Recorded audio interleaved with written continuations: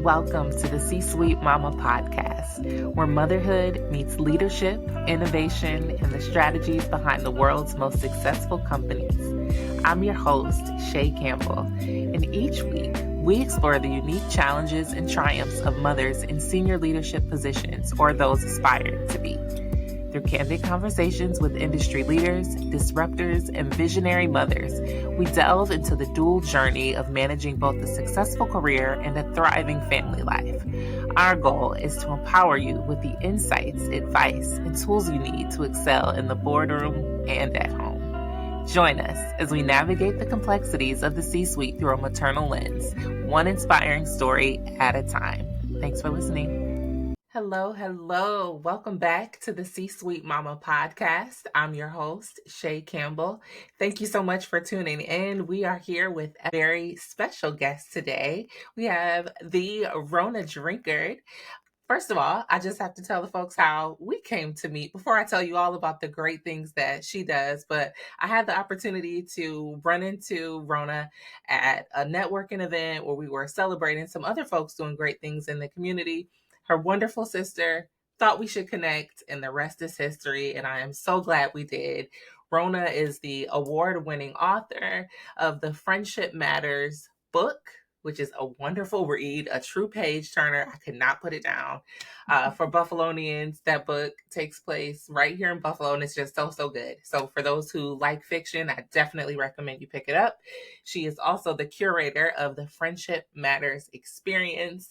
And by profession, she's an IT project manager for Leidos. That is a company that supports NASA, which I think is really cool to have women, Black women, in this IT space. So I can't wait to jump into this exciting conversation to hear about all the wonderful things that Rona has going on. And I'm sure you will take so much from this conversation. So thank you, Rona, for being here today. Thank you so much for having me. And like you stated, it was, who knows, God always determines how you encounter people. And to meet you at such an event and look where we are today, nothing short of a blessing. So thank you so much for allowing me to share the stage with you. Appreciate My absolute pleasure. It has been such a delight. I feel like already you've added so much value just in our few short conversations. And so I'm looking forward to my experience at the Friendship Matters experience. And I'll let you a little bit later tell folks about that. But before we get into our deep conversation, give us a little bit of background and tell us about your career journey. Okay, so as you know, I am a Buffalonian. I went to Bennett. I graduated from Damon and Buff State, and so Buffalo is my hometown. And where it started for me, I started at UB actually, and I'll never forget. I call myself I'm a major in computer science, and I was committed. Got into some of them classes, couldn't necessarily understand the professor, and I remember complaining to my mother. I was like, this is just crazy. And she was like, you know what? You need to go into psychology or something because you always analyzing something. And I was like, oh, okay. So I shifted to psychology, and that started my career. From there, I transitioned. My whole career has been focused on people in very different aspects. In high school, I worked for People Incorporated. Then I worked at Blue Cross Blue Shield as a customer service rep. Then I transitioned after being in college into Sheehan Memorial Rehab, and I became a drug and alcohol counselor. And this was during the AIDS and crack epidemic. So I was very young, venturing into an area that I didn't have a lot of experience, personal experience with, but it just continued everywhere I went. And then I went into corrections. But in each instance, I was working with people, different people from all walks of life. And my career has stayed the course in that, even in as a IT project manager that leads a team of project managers now for NASA. I still am fully invested in the people that I work with, and they matter. My approach to leadership still sits in that realm. It's all That about is awesome. people all about people. So, talk a little bit about, I know when we spoke on the phone, you shared your journey on how you made it from Buffalo to the DMV, which that was such a crazy story. And I think there's some value for women who are looking maybe to relocate for their career or, just changing careers. So, can you talk a little bit about what that transition looked like? Sure. Yeah. So I had made a plan. September 11th had hit, and I was working at Collins Correctional.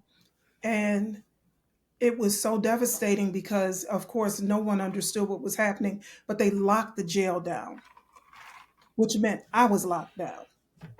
And Mhm. I had a 5-year-old daughter, 6-year-old daughter.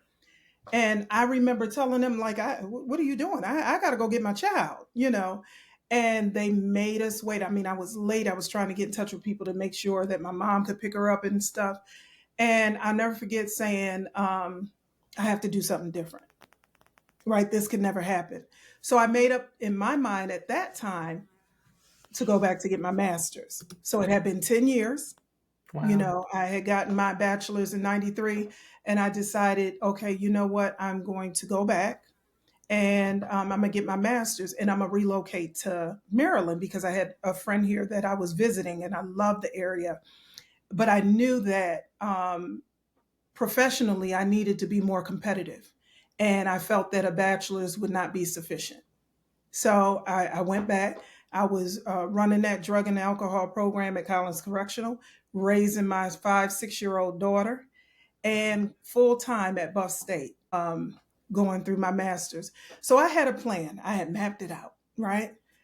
Graduated, had a celebration, moved, and because I had gotten a job offer that had almost doubled my pay, I'm like, this is it. This is easy. You know, I get here, I start on Monday, and she calls me into the office, and I was hired to train the trainers. So I was going to train the trainers at correctional facilities here in Maryland. And she told me, I'm sorry, the contract that I hired you for, I didn't win it. And at that time, I didn't know nothing about a contingency letter. That was an offer. I was hired. I had this job. And I don't, I have to, I think I kept the letter. I need to go read it again and see if it said it was a contingency. I mean, that's over 20 years ago, but just saying. So I was devastated. And I never forget, I told her, I said, what? I've moved here with my daughter. And she was like, why would you do that? I said, okay, no problem. So she said, you know what I can do? I'm sorry about that. I have my brother who's a principal at an elementary school in DC. I can't pay you what I said that, that offer letter. I could give you half of that, which means I went back to what I was making in Buffalo. And we know the cost of living doubles in DC. And, only as a contractor, so to speak, for me. But, my brother, interview with him. I think you have a master's. You can absolutely work that. And I was like, what? Elementary school? I just was working with inmates at Collins Correctional. I Same just didn't thing. even understand like who pivots like that. But I did what I had to do, right? Because at this point I'm here. I moved in, I got my child here for during the summertime. So I had to register in a summer program. I mean, I had to make it work. And I did. I actually worked 3 years in DC public schools with first and second graders.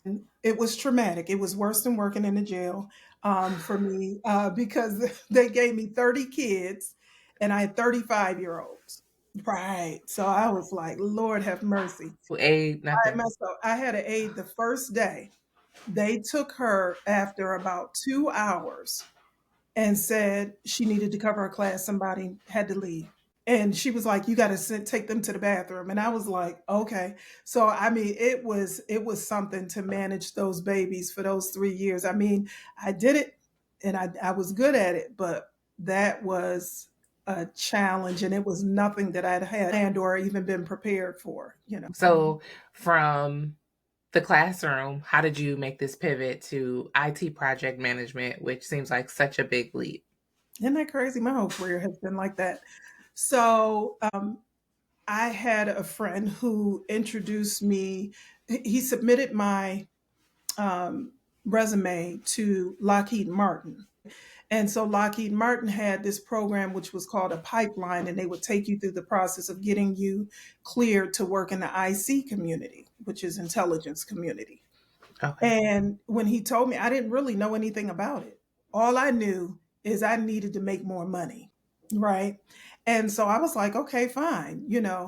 Once I went through that process, the door opened. That's all IT, right, for this contract at that point. And so that is how I got into IT. It was literally a friend referred me. I went through the process to become qualified to work in the community. And I did that for 16 years before I trans over. Well, Leidos bought a portion of Lockheed. And so I Okay. transitioned to Leidos while under Lockheed, and then transitioned to that community over to NASA. So it was Wow. kind of like just, knowing people, or relationships, you know. Yes. That Mhm. seems to be a running theme here on the C Yes, Suite Mama podcast is really the power of relationships and networking and who's in your network that can mention your name in rooms and can vouch for you exactly. for opportunities as they come up, regardless of whatever your background looks like.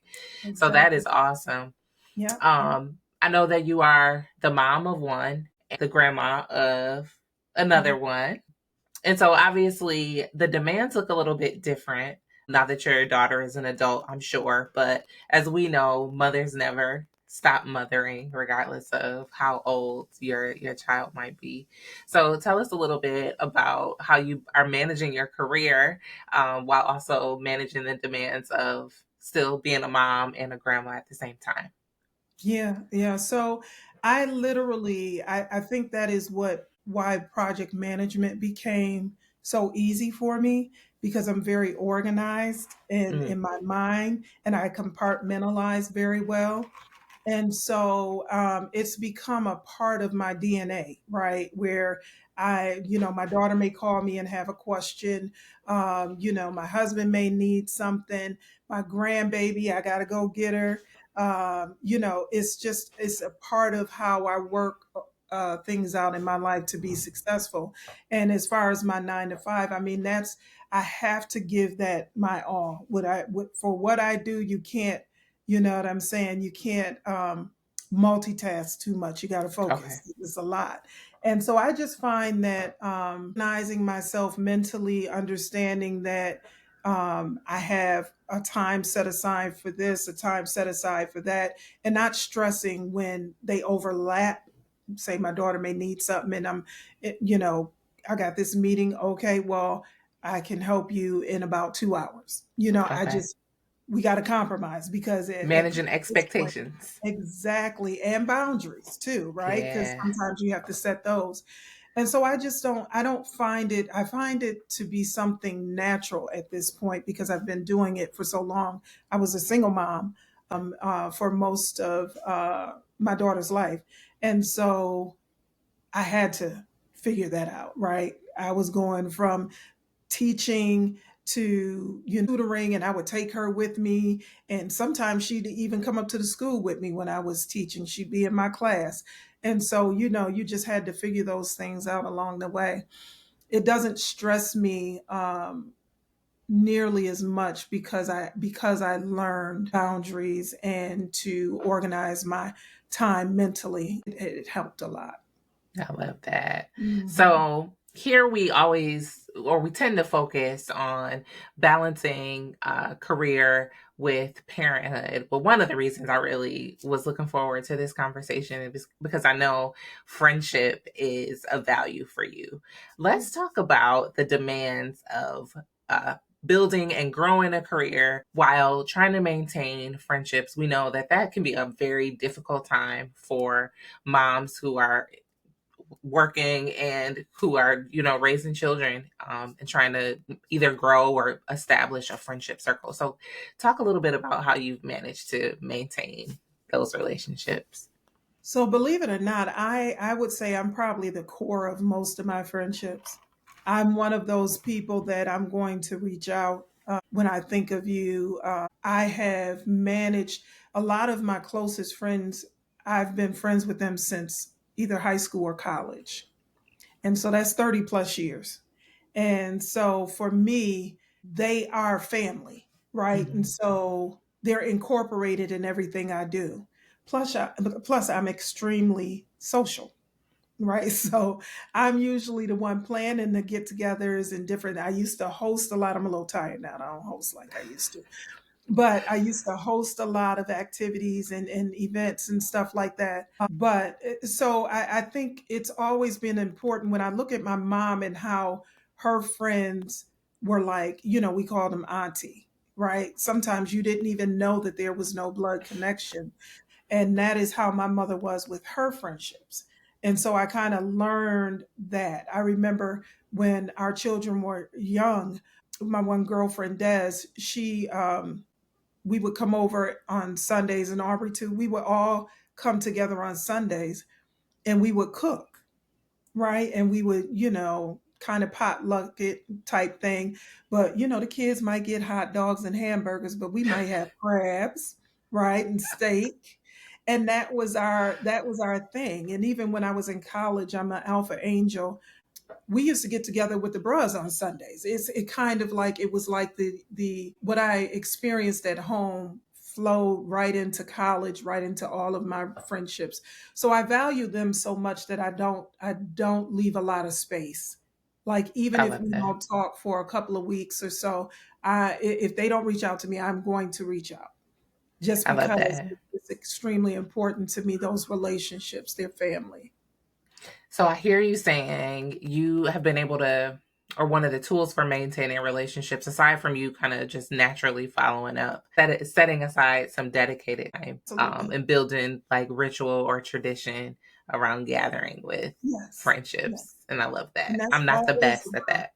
you're not the best at that. Yeah, No, it's so important to me because it's usually, food, music. I mean, those are the things that we it brings us all together. And I remember hearing a story from a friend of mine that had told me she found out very late that a friend of hers had passed and they had a gap of time.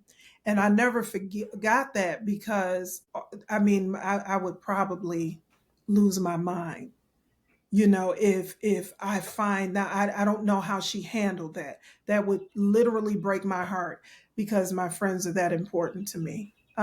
So I always kept that in the back of my mind. So even when I'm overbooked and overwhelmed, I'll still think of my friends. I love that. I love Mhm. that. One thing I want to pivot and talk a little bit about. I know with your personal friends, you are curating, naturally these experiences, but there's other things that you do to bring together new sets of friends. So talk a little bit about the Friendship Matters experience that you do in the DMV, and then some of the other things that you have going on internationally with the friendship experience, and tell us how that came to be. Okay, so I have a team that has been with me since I published Friendship Matters. And that team, they kept telling me, Rona, this is a movement. I mean, it's like an experience. You got to do something with this because once the book, people started reading the book, they identified so well and strongly with the customers, the characters that they were so invested and they kind of wanted to hear more and all of that and just coming together. So again, like I said, I was planning events anyway. So I pivoted into, instead of throwing my birthday parties, throwing these monthly events in the DMV. And we come together, we literally, we do happy hours, brunch, we've done paint and sips, we've done candle making, different things like that. Tomorrow, actually, for Juneteenth, we're going to Bowley's on the beach. So these are things that we've done to just connect with different people, like-minded, good-spirited people. And so that's really how it started. It was just, plan a happy hour. I started one happy hour January of 2023, and it has been going ever since. So it was sparked by the book. And Wow. we're going to Aruba, we're doing ladies, weekend at the Ritz-Carlton, the end of the year. I mean, just a lot of things. We got a tiki boat party coming up. It's a lot of fun, and I have met some great, very genuine people by doing so. Mhm. So I'm looking forward to the weekend at the Ritz. Can you tell us if folks are interested, like what they would expect from that weekend? Well, I have to tell you that I had a plan in my head. There you go again with that plan, right? I had a plan, and I thought, we get together. So I had like all black wines. It was PJs and wine night, the Friday night. Then we have an all inclusive brunch on that Saturday. And I thought the first night that I would have to do a lot of icebreakers because I had people from Charlotte, Florida, Georgia, and Buffalo, and traveling. And I swear to you, I had all these cards printed out for icebreakers. In 15 minutes, them ladies was already connected. I Like, I love mean, we it. didn't even get to play the games. So really what it is, again, is the experience, because I'm a stickler for the type of people that I keep around me in my circles. We're all about uplifting and building one another up, and the ladies felt so comfortable, and that was a testament to me, my team, and just how we approached the entire weekend. And this is how we do all of those things. So this year, and we even had a masseuse, and she came and she did personal, in your room service, massages. We have, different things. So we're going to spin it a little different this year, but the same premise. We get together that Friday night, all inclusive brunch, with mimosas that Saturday, get together that Saturday night, and then we do a farewell. We do pictures in the Ritz. They love having us there. I mean, they were so gracious and treated everyone so well. So I look forward to it. I'm so glad you're going to be joining us too. Awesome. I'm so excited. I really do look Mhm. forward to this. Obviously, your girlfriends have served as a support for you, both those who are in the DMV with you, and I'm sure you have a host of girlfriends here in the Western New York area. Yeah. Can you talk about, especially during that time when your daughter was young, how important your support network has been, and what did support look like for you during that time? Well, that's a very interesting question because they were mad at me at first. Some of my family, my friends, I literally had moved and didn't realize that I had left my support system, because in my mind, I'm just moving to Maryland. Y'all could come visit me. I come visit y'all. And, financially, obviously, my situation changed. So I wasn't able to go back like I wanted to. And, everybody else had their lives going on and stuff like that. But we maintain communication over the phone, of course, excuse me. And I think that void that I had, once I realized that I had left my support system, that was poured into Friendship Matters. That's when I started writing a book. I started writing it in 2003, the year I relocated. Wow. And I was just writing. It was supposed to be called episodes because I was doing these little funny episodes and stuff. But as I wrote, I realized it was filling gaps, and I was pulling in those relationships, so to speak, and the feelings and the emotions and things that I shared with friends and family. I was pouring that into the story, and so that I finished it in 2005, but didn't publish until 2002. That book is what I think helped me get through those first 2 years Mm. of having to pivot in an area that I had never even prepared myself for mentally. But yeah, so that's how it Yeah. worked. I that book, it was so good. It was definitely a page turner, and I feel like I first started reading and I thought I would recognize myself in one character, and then as I got through it, I realized I could really see myself at some point in my life in each of the three ladies in the book, Yes, and it yes. was just so good. It really, obviously not the same storyline as Waiting to Exhale, but it was given like that the premise of your core friend group supporting one another, the comedy of it all. Like it was so good. It was funny. I was like hanging on every word. I was angry sometimes, just Yeah. like all the things. It was an emotional roller coaster, but in the best way. So good. Yeah, I'm so glad you enjoyed it. I really did. And even, there's the working mom piece within the book too. That was just it was good. So I definitely recommend. Definitely. And I'm looking forward to maybe another book from you. Yeah, listen, I'm 42 chapters into the second book. Yeah, yeah. And I had not intended to do that. I just thought this was going to be the book. I didn't even write it for people. I literally wrote it for myself. It just happened, and maybe that's why it's so well received. But people were like, "I need more. I need to know," And I was like, "Really? I got to write a sequel." So when does it come in? So had some writer's block here the last few months. I've knocked out probably about 5 chapters in the last few months, but I'm gonna push because the warm weather is what inspires me, Okay. and the sun, and things like that. So I usually will go out on a deck and I'll write. So I expect it to be fully written before the end of the summer. If I'm Awesome. self-publishing, I'm still not sure if I'm self-publishing or not, because I self-published the first book. So that will determine how quickly it is released. But I'm Awesome. trying to get it done this year. All right, we're gonna hold you to it. I can't wait. It was so good. That was my nighttime read.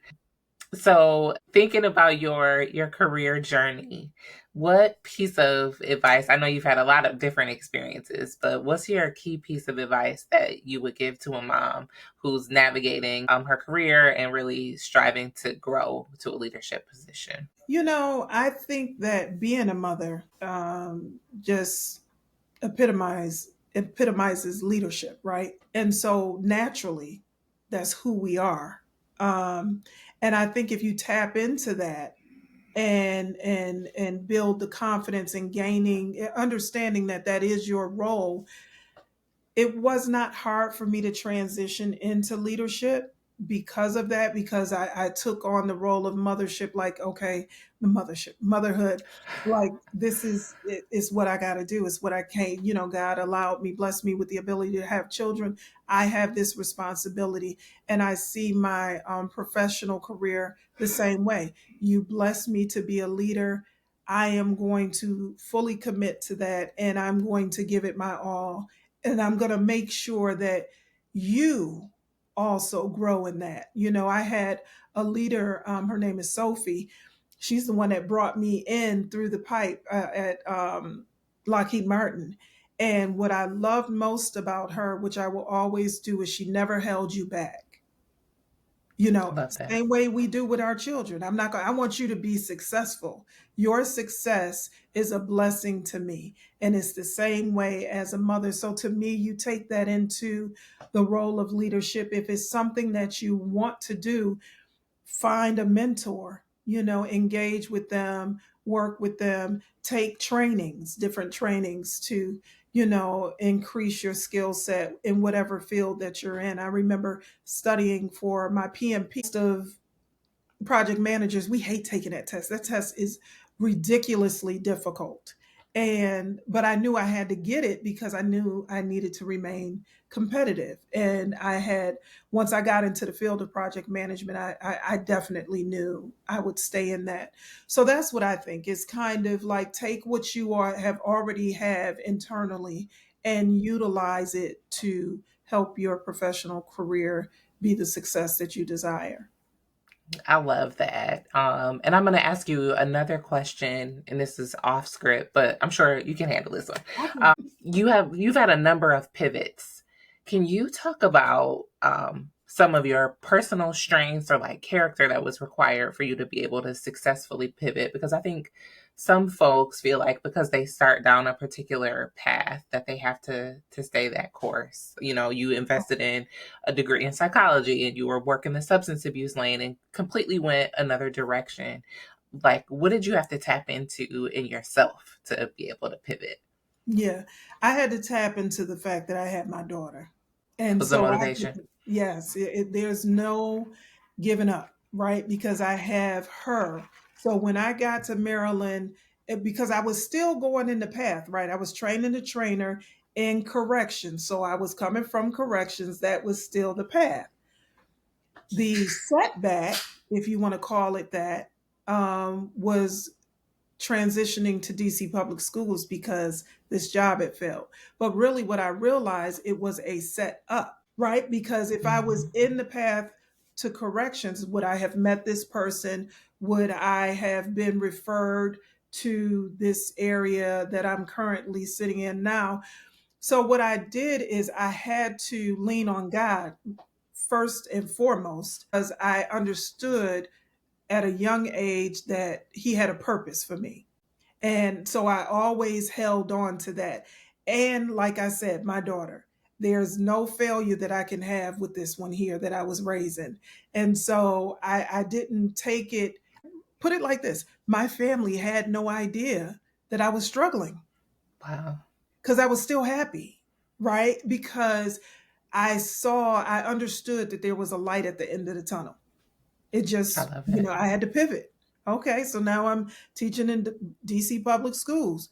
I remember getting my hair done. It was a woman out there that did hair. You could go to her at 5 in the morning.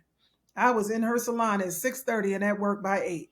I You see love what I'm it. saying? I made it work. You know what I mean? Like so it just was, it's all about perspective.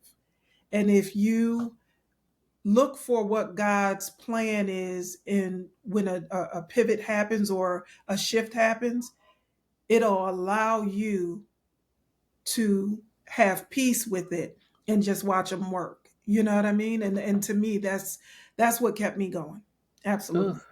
I know that's going to help somebody. That is so good. So, Yeah. so good. Hmm. Let's talk about the future vision. I know we know that we can expect a Friendship Matters Part 2, which I can't wait for. But tell us a little bit more about some of Rona's future aspirations, either in your career or your personal life.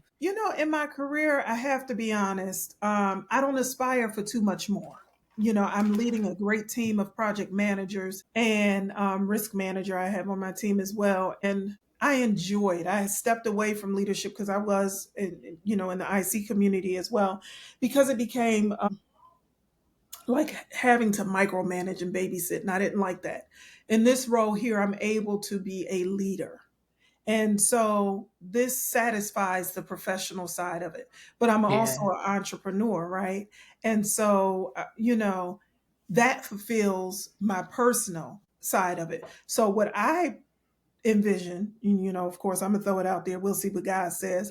But what I envision, that I will be a continue to write. Maybe New York Times bestseller. I don't know. I don't know. Whatever He says, but Yes. I think that's my retirement.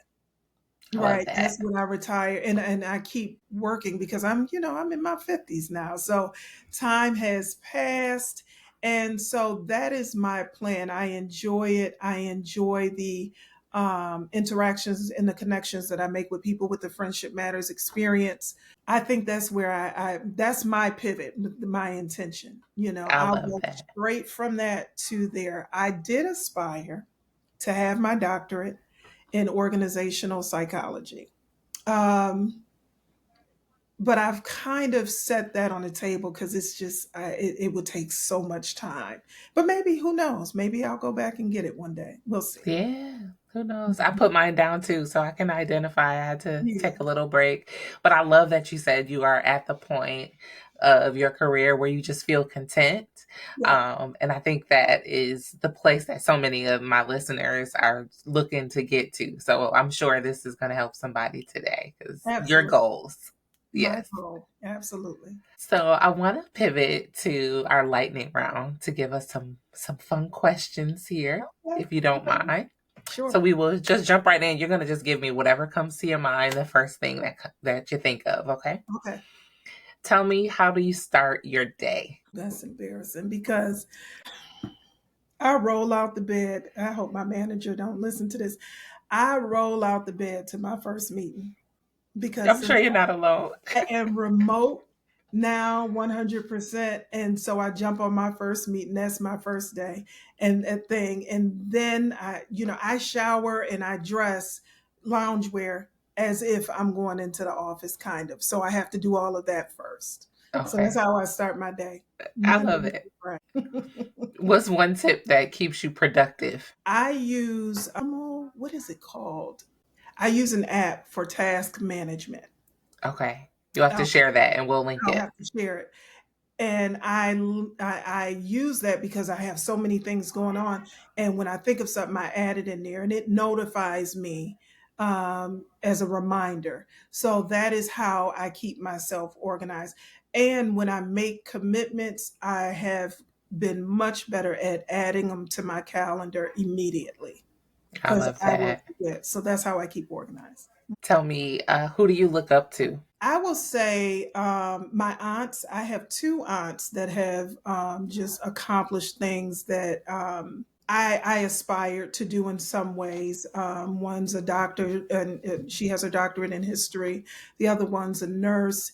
And I mean, they all were so committed and focused on obtaining what they thought would be their goals and their careers. Both are still working, 80s. Wow. My one aunt that's a nurse, she got her master's in nursing at 73. Right. So I looked up to them, and just, it really depends. My favorite author, when I would sparked me to start writing, or at least to think that I can, was Octavia E. Butler.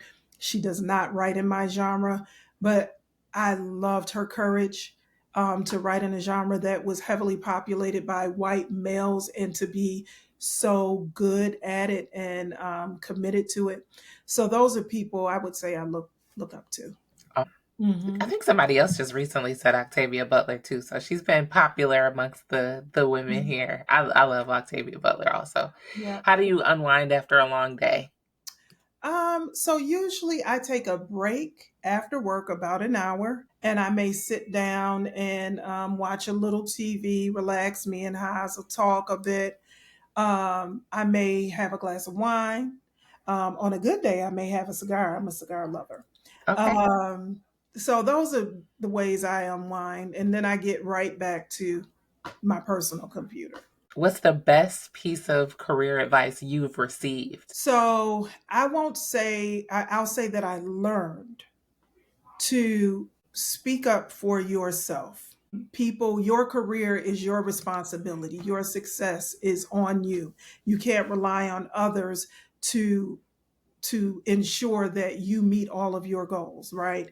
I when I first started, I had a manager who, she was telling me, I went to her because I was supposed to get my paperwork, and it's been months, and like, what's going on? And she was like, well, you sure about your business. And I remember saying, like, well, if I'm not, who will? Because clearly I'm chasing you for something that is due to me.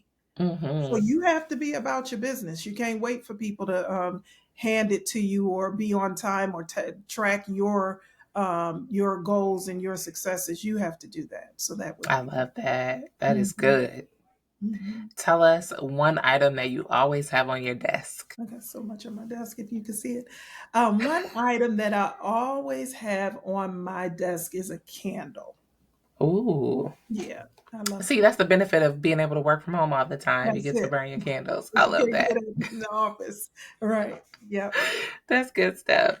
In our final lightning round question, tell us, and this is in Friendship Matters form, tell us about your best friend or your best friends.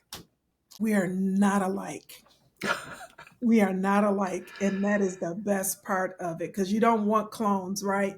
And so we're uniquely different personalities, but when we come together, it's always such a great time. And I value the uniqueness of that. I'm probably the more, I don't know. You could say overpowering, overbearing, whatever you want to say.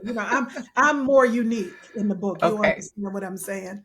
And so then you have those that just kind of go with the flow, you know. And so that it works. You know what I mean? It just works. And I think that we come together and just really have such a great time because of it. That's Mhm. beautiful. That is beautiful. Well, thank you so much for this rich conversation. I knew when we first spoke on the phone and I got a chance to hear about your background, I really wanted to have you on here to share your experience. And you're such a light and just such a warm person. And so thank you so much for sharing your time with me today. I'm so grateful. Each week, I like to do a couple recurring segments, if you will, when I can. And so this week in our spotlight segment, I want to spotlight the Friendship Matters book. As I've already said, it's a page turner. Rona, tell us where folks can find a copy of the book. Sure, sure, sure. And I'll show you so you can see the Yes, yes, show the It's book. beautiful. This is Friendship Matters, available on my website. The hardcovers I only sell on my website, and that's www.ronadwrites.com. Or you can get it on Amazon. It's on ebook, whether it's Apple Books, Kindle. Working on getting an audiobook. Hopefully, I will get that very soon. But yeah, I definitely think that it was very important to me to dedicate, if you and that book encompasses the culture to me and the foundation of friendship and relationships that I developed while in Buffalo. I learned what it meant to be a friend back home, so that's why this book is centered around Buffalo. So you know you'll love it. Get your hands on it. Yeah. Make sure you have a glass of wine. See the champagne flutes on there. It Yes. goes well with it, I promise you. Yes, yes. I promise you will absolutely love it. And then finally, our resource of the week for folks who are, trying to warm up to developing friends in their adult age. We know that you have a special group, the Friendship Matters group. If you Yeah. can just tell folks how to become a part of the ad and get connected with the things that you have going on. Sure, sure. So it's called Friendship Matters Experience, and you can type that in on Facebook. It's only a Facebook group, and you join, and you'll find out all the information, different activities we have coming up. You'll see pictures of events that we've done, and just join. I mean, you'll feel very welcome. The group is a great group of people in there, and it's males, females. It doesn't matter. It's open to all. Awesome. Well, thank you so much again for being here today. Don't forget to like, subscribe, follow, share the show, and also follow us on Instagram and Facebook at the C Suite Mama. You can also follow me on TikTok at Shay the C Suite Mama. Thank you so much for listening. Until next time. Thank you. Thank you for having me. Bye. Bye.